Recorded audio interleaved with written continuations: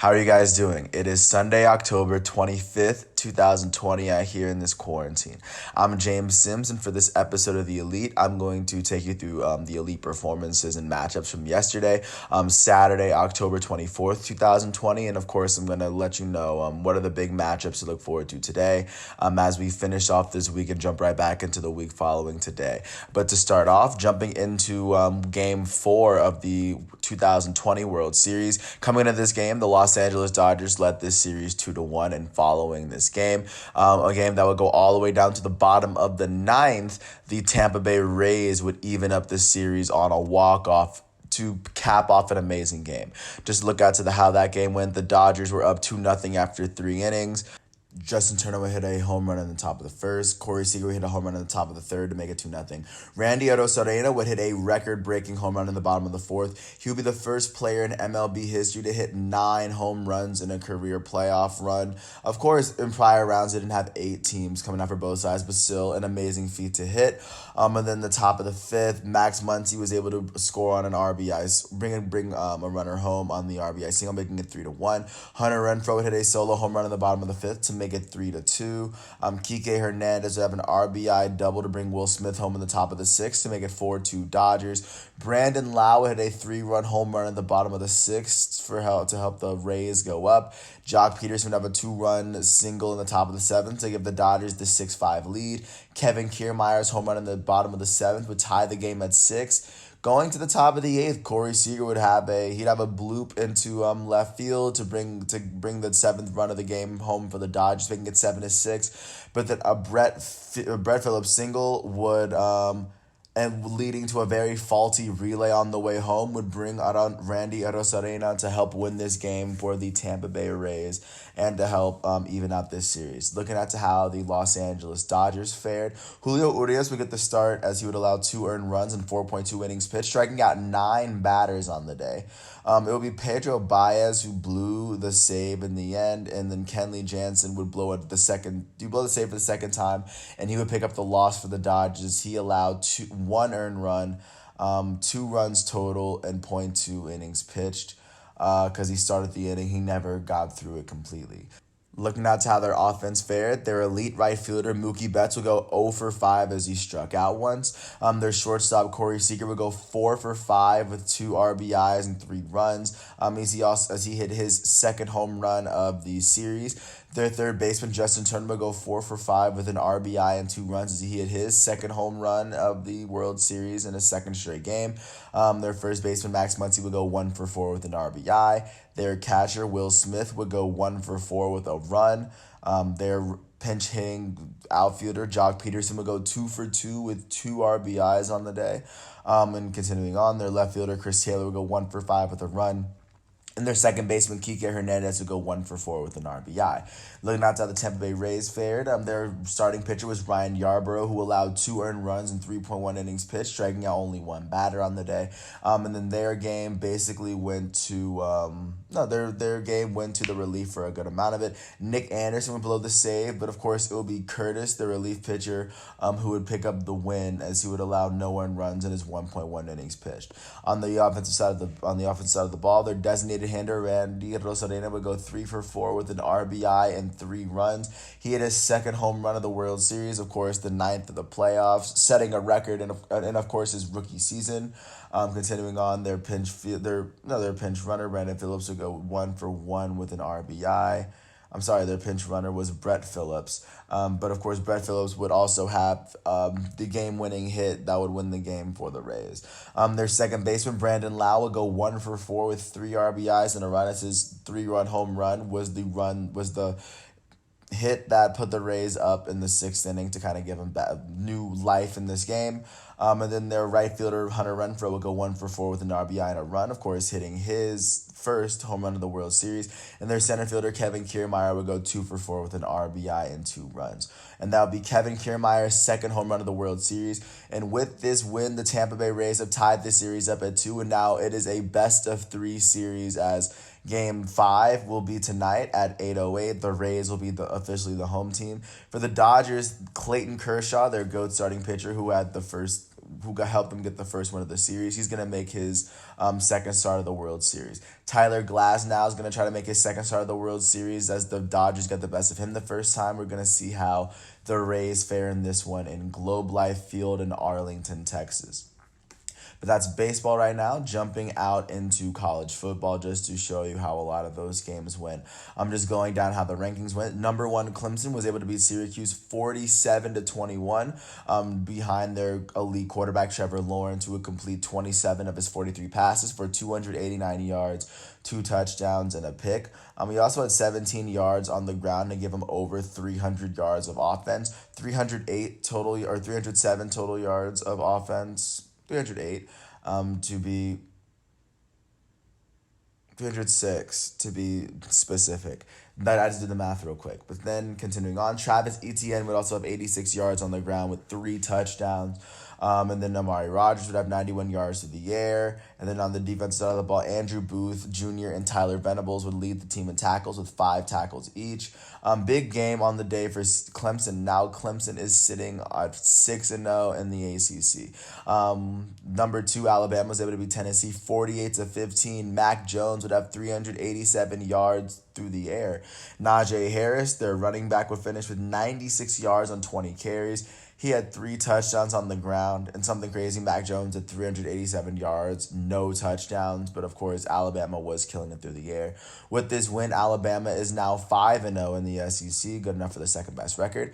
Notre Dame, who recently just got placed in the ACC, is now 5-0 after beating Pittsburgh 45-3 after not even scoring in the fourth quarter. Ian Book would finish with 300 yards. And 3 touchdowns. Big game for him.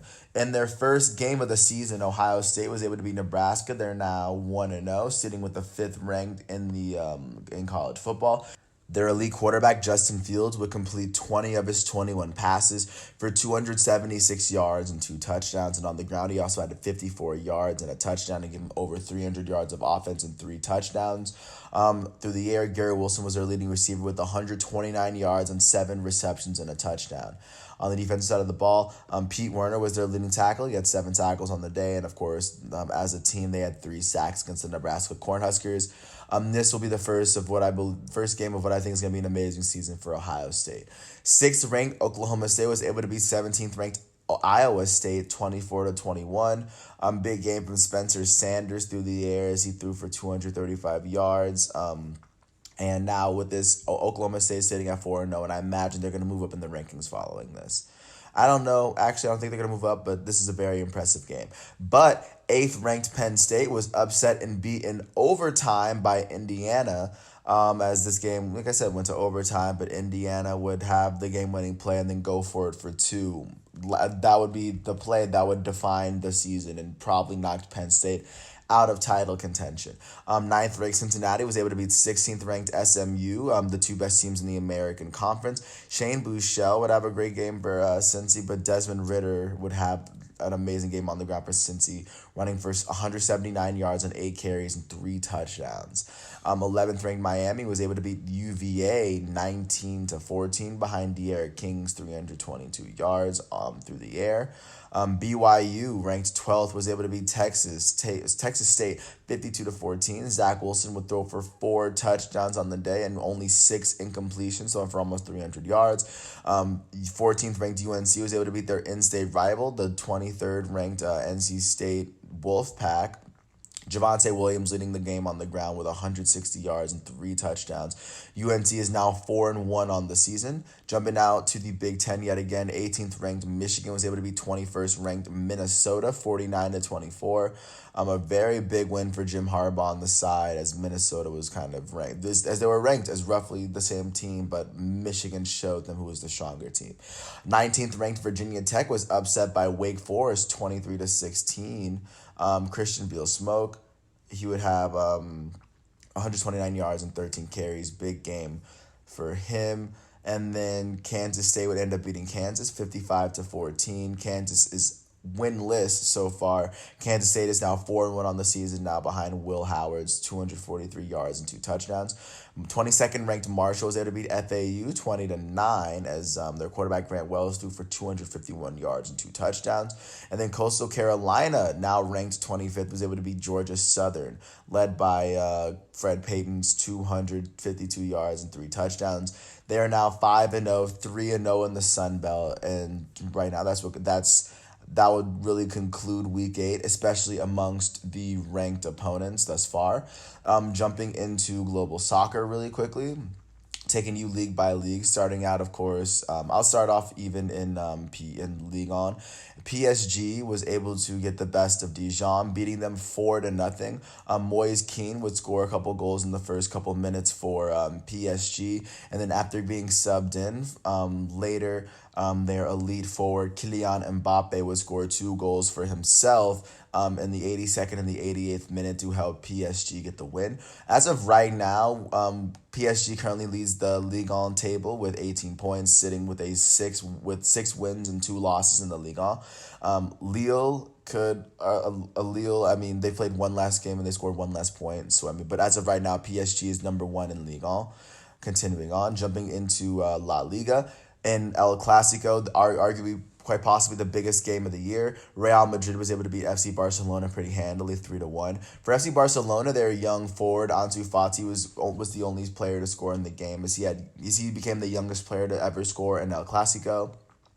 After Valverde's goal, Sergio Ramos would help Real Madrid go above after scoring on a penalty kick, and then Luka Modric would have a highlight of a goal, scoring it against Barca, kind of juking out the goalie and scoring it with his outside foot to help Real Madrid go above and beyond.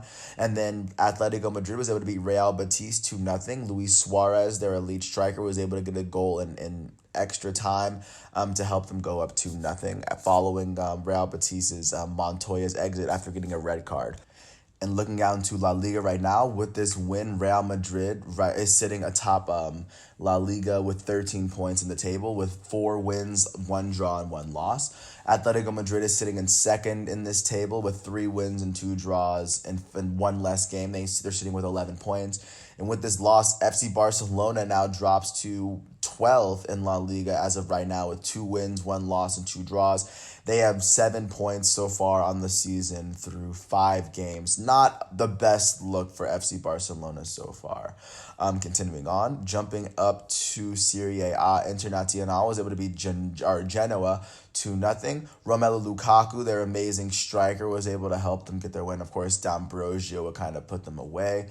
And then also Lazio was able to beat Bologna as Ciro Immobile's goal in the 76th minute would put them up 2-0. De Silvestri's goal in extra time would help Bologna kind of get in the game, but it was Lazio would most definitely really run away with this game. And so far, looking out to how all these teams are faring, Internazionale is now sitting 3rd in Serie A with 3 wins, 1 draw, and 1 loss, sitting with 10 points in the table. Continuing on, Lazio is sitting 10th in Serie A with 2 wins, a draw, and 2 losses, 7 points, and of course 5 matches played. But that's of course what it's looking like continuing with Serie A. And then looking out to the Premier League, Man City was able to draw with West Ham as Foden's goal in the 51st minute would be the difference between them getting 1 point in the table and them scoring none. Manchester United and Chelsea drew yesterday. Neither team was able to score a goal. An amazing defensive defensive performance from both teams. Also, as you can see, with both scores being 0-0, of course, neither offense could get anything going. Also, Liverpool was able to beat Sheffield United behind goals from Firmino and Diego Jota. And with this win, just looking at how they're faring in the Premier League so far, Liverpool is sitting 2nd in the Premier League with 4 wins, a draw, and a loss, sitting with 13 points in the Premier League. With this tie, with their draw, Chelsea is now sitting 6th with 2 wins, 3 draws, and 1 loss, 9 points in the table after 6 matches played. Man City is sitting in 12th in the Premier League with 2 wins, 2 draws, and a loss. They have 8 points in 5 Premier League matches played. And with this draw, Manchester United is currently sitting 15th in the Premier League with 2 wins, a draw, and 2 losses so far. 7 points in 5 matches played. Pretty much tied, or no, 1 point less than Man City so far.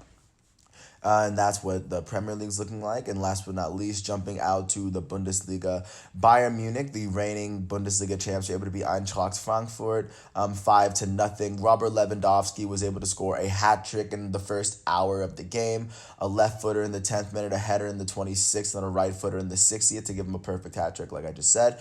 Leroy Sané was able to score in the 72nd minute after being subbed in, and Musiala, their youngin, who was born in 2003, was able to get the 5th goal of the match to kind of put Bayern Munich away over Eintracht Frankfurt.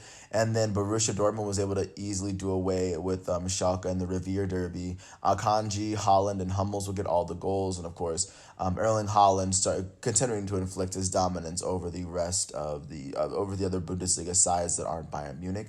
And then, of course, RB Leipzig would keep their lead after Upamecano's and Sabitzer's goal would help them get the 2-1 win over Hertha Berlin, especially after Zifuik, one of their one of their players, got red carded in the 50th minute. But with this win, currently RB Leipzig currently sits atop the Bundesliga after 5 matches with four wins, 1 draw, and no losses. They have 13 points through 5 games. Then Bayern Munich and Borussia Dortmund are both sitting with 4 wins and 1 loss in the Bundesliga. Since Bayern's goal differential is 5 more than since Bayern Munich is their goal differential is 5 higher than Borussia Dortmund.